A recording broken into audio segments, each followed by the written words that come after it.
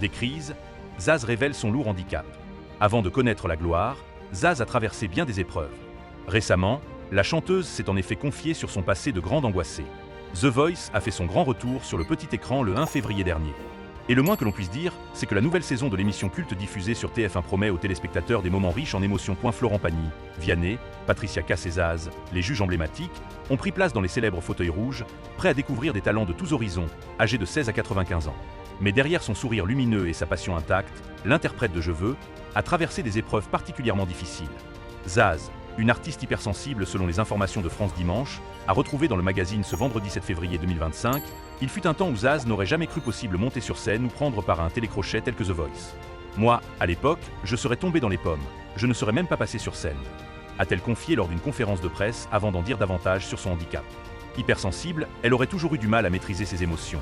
Je faisais des crises de spasmophilie, de la tétanie et tout. Les premières scènes que je faisais, j'étais dos au public.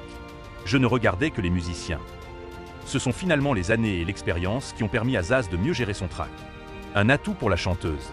Une chose est sûre, bien que la chanteuse ait failli défaillir lors de son premier passage sur le plateau de la première chaîne, elle n'en a rien laissé transparaître. Forte de son parcours, marqué par une hypersensibilité et une gestion difficile de ses émotions, Zaz sait exactement ce que c'est que de lutter contre l'angoisse. Ce vécu, loin de la fragiliser, lui confère un atout précieux dans son rôle de coach. En effet, son expérience lui permet de percevoir au-delà du stress apparent des candidats, d'identifier leur potentiel brut et d'aider à libérer leur voix intérieure. Son approche bienveillante et empathique est un véritable atout, puisqu'elle peut offrir des conseils à la fois techniques et psychologiques, en apportant un soutien à ses protégés dans des moments où la pression est intense.